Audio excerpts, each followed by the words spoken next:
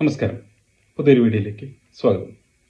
ഇന്ന് ജനപ്രിയ നായകനായിരുന്ന ഇപ്പോൾ ജനപ്രിയ നായകനാണെന്ന് എനിക്ക് തോന്നുന്നില്ല.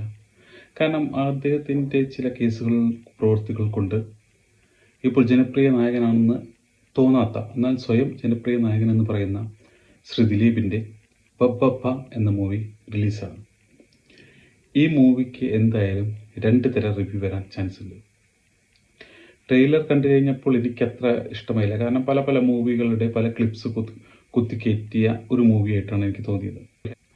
ഇത് നല്ല മൂവിയാണെങ്കിലും നെഗറ്റീവ് റിവ്യൂ വരും.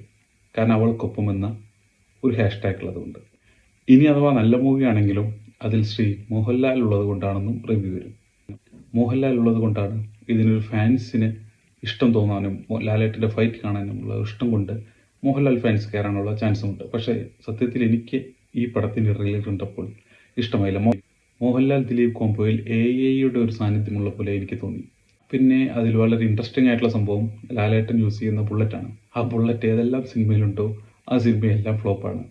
പിൻഗാമിയിലുണ്ടായിരുന്നു, സ്നേഹവീടിലുണ്ടായിരുന്നു, ആലിബായിലുണ്ടായിരുന്നു. അങ്ങനെ ഏതെല്ലാം സിനിമയിലെ ബുള്ളറ്റ് ഉണ്ടോ സിനിമ ഫ്ലോപ്പാണ്. സിനിമ എന്ന് പറയുന്ന ഒരുപാട് ആളുകളുടെ ഒരു കഠിന പ്രയത്നമാണ്.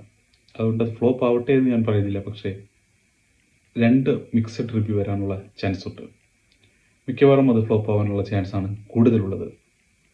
എന്തായാലും കാത്തിരുന്ന് കാണാം.